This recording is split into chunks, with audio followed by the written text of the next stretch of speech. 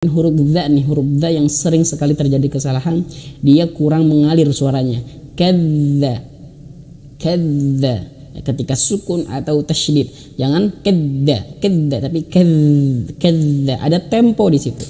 Walaqad kadzdzabal ladzina min, dan kemudian huruf nun bertemu qaf dia tebal. Min qablihim fakaifa kana nakir. Rohnya tipis, jangan sampai tebal. Nakir, kiro, bukan kiro tapi kir. Nah, tipis itu harus disenyumkan. Nakir, kir.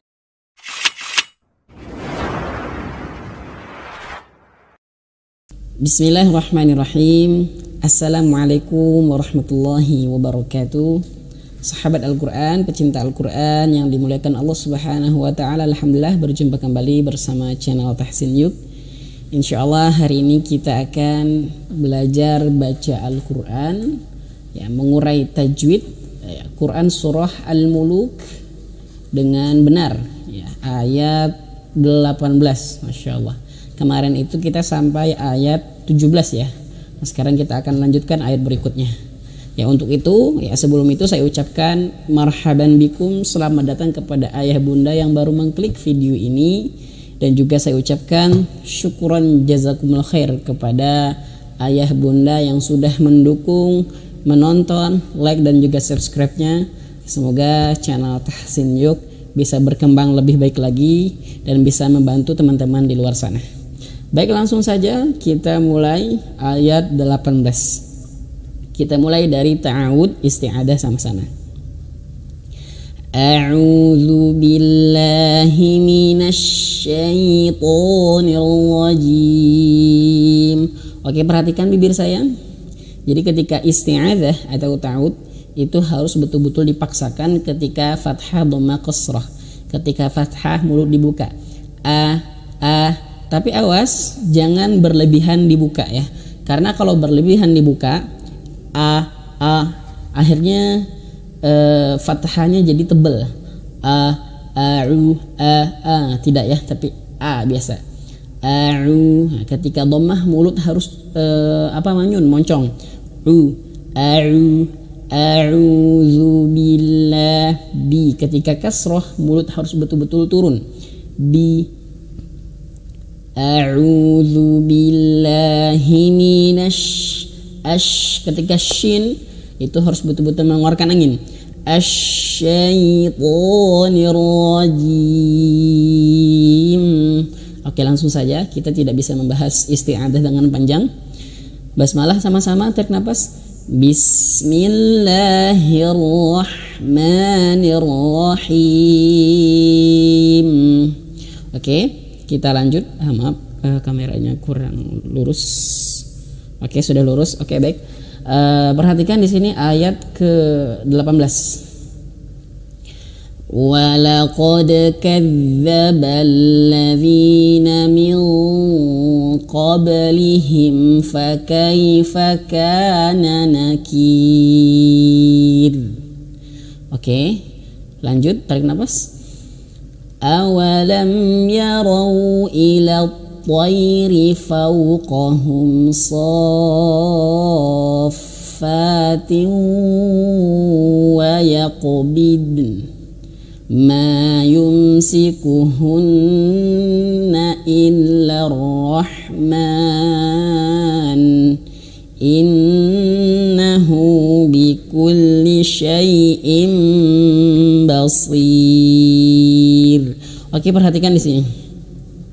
Ketika walaqad, di sini ada dal yang qalqalah, ingat dal mantul. Walaqad. Oke, kita urai pelan-pelan. Walaqad kadza. Huruf dzal itu makhrajnya ujung lidah menyentuh ujung gigi seri atas. Dza. Di sini ya. Nah, kelihatan ya. Dza. Kadza, dan mengalir angin. Kadza. Maaf, bukan angin, suara. Mengalir suara. Kadza, walaqad kadzdzabal. Ingat ya, kesalahan yang sering terjadi adalah ketika huruf dzal ini kurang mengalir suaranya. Ya, dia terlalu menyentuh, ya terlalu merapatkan ujung lidah menyentuh ujung gigi seri atas, terlalu merapat. Walaqad kadzdzaba. Nah, ini keliru ya. Lebih tepatnya dia mengalir suaranya. Nah, seperti itu. Walaqad kadzdzaba alladzina min qablihim. Kemudian alladzina min qablihim. Kemudian nun mati bertemu huruf qaf. Ini hukumnya ikhfa ya teman-teman. Jadi ayah bunda perlu diketahui, ikhfa itu bukan melulu dengung ataupun samar-samar. Ya bukan hanya itu. Tapi dia dengung samar-samar plus dia persiapan ke huruf sesudahnya. Nah, nun mati berjumpa dengan huruf qaf, maka persiapan ke huruf qaf. Qaf itu di pangkal lidah ya. Pangkal lidah ko. Ya, kemudian qaf itu juga dia tebal, memiliki sifat tebal. Maka maka dia tebal. Tebal ya. Bukan hanya sekedar ming tidak, tapi nah gitu. Pangkal lidahnya naikkan. Min qablihim. Kemudian ada ba lagi yang qalqalah. Qablihim. Nah, kesalahan yang sering di huruf qalqalah ya, yaitu ketika dia mantul tapi pantulannya itu kurang jelas atau tertahan sedikit. Qablihim ya. Jangan qablihim tapi nah, jadi kalau Sunda nama katanya gitu tidak asa-asa gitu, tidak asa-asa. Jangan tapi langsung saja. Nah, termasuk yang di awal tadi nih. Walaqad kadzdzaba alladzina min, tebalkan, min qablihim.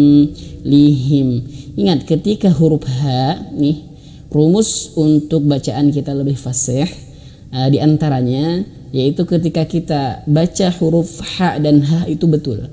Harus kita betulkan, harus kita bedakan antara H dan H. Nah, ini H ya, H besar.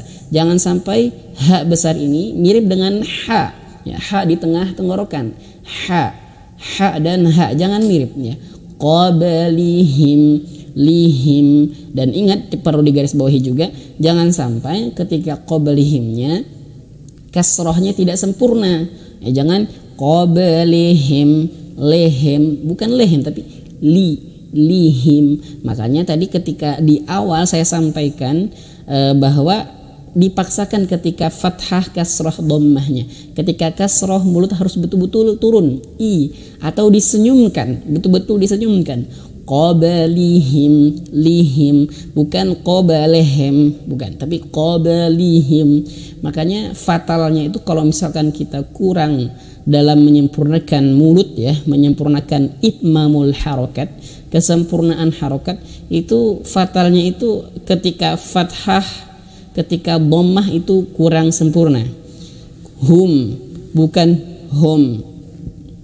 Termasuk di surah Al-Fatihah ya. Ihdinas siratal mustaqim. Jangan mustaqim, kim, bukan kim. Atau misalkan seperti ini tadi, qablihim, hem, bukan hem tapi him, ya, betul-betul him, betul-betul seperti itu ya.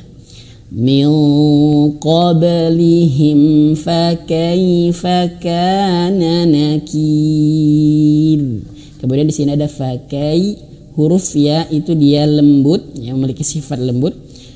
Dan kalau dalam Latin kan itu cara bacanya bukan seperti a huruf y, setelah a kemudian huruf y, ai tidak, tapi huruf a setelah huruf a ada huruf i, bukan ai tapi ai, gitu, lembut. Fakai, jadi ada tempo di sini, fakaifa, jangan terlalu cepat, jangan terlalu kasar. Fakaifa kana nakir. Kemudian di sini ada ro-nya tipis. Fakaifa kana nakir. Sederhananya huruf ro tipis kalau dia sukun, nah, kita harus melihat sebelumnya. Kalau sebelumnya ada huruf ya yang sukun dan ada yang berharokat kasrah, maka dia tipis. Ya, tipis seperti itu. Tapi kalau selain daripada itu, misalkan huruf ro-nya, ya andai misalkan huruf ro-nya sukun, sebelumnya ada huruf yang berharokat fathah. Kar, di sini ada ka, huruf berharokat fathah, maka dia tebal. Nah, tapi kalau ada huruf ya yang sukun, meskipun huruf kafnya ini berharokat fathah, ya, kana nakair, kair, maka ro-nya tipis. Oke, saya ulang. Ketika huruf ro sukun, ya, andai huruf kaf ini dia berharokat fathah, maka dia menjadi tebal huruf ro-nya. Maaf, tipis, tetap tipis dia. Nah, ini Bapak lihat ya. Tetap dia tipis karena huruf ya-nya sukun. Kalau jumpa huruf ro sukun, sebelumnya ada huruf ya sukun, maka dia tipis meskipun sebelumnya berharokat fathah atau dhammah, tetap dia tipis. Kalau dia tebal, kalau seandainya huruf ya sukunnya tidak ada, nah, kemudian huruf kafnya dia berharokat fathah atau dhammah, seperti itu.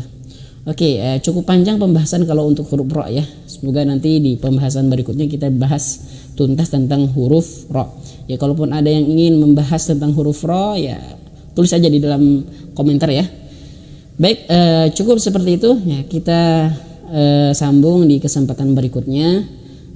Mungkin kita coba sekali lagi ya, dipraktekkan apa yang tadi saya sampaikan. Huruf dalnya harus mantul betul-betul, jangan asa-asa. Kemudian huruf dza nih, huruf dza yang sering sekali terjadi kesalahan, dia kurang mengalir suaranya. Kadza, ketika sukun atau tasydid, jangan kadza tapi kadza, ada tempo di situ. Walaqad kadzdzaba alladzina min, dan kemudian huruf nun bertemu qaf dia tebal. Min qablihim fakaifa kana nakir. Ro-nya tipis, jangan sampai tebal. Nakir, bukan kir tapi kir. Nah, tipis itu harus disenyumkan. Nakir, disenyumkan biar betul-betul tipis. Baik, semoga bermanfaat. Praktekkan di dalam Quran surah Al-Muluk dan juga praktekkan ke dalam surah yang lainnya kalau berjumpa dengan hukum-hukum ataupun huruf cara bacaan seperti itu. Baik, barakallahu fikum. Saya cukupkan dengan hamdalah dan doa kafaratul majlis. Alhamdulillahirabbil alamin. Subhanakallahumma bihamdika asyhadu an la ilaha illa anta astaghfiruka wa atubu ilaik. Assalamualaikum warahmatullahi wabarakatuh.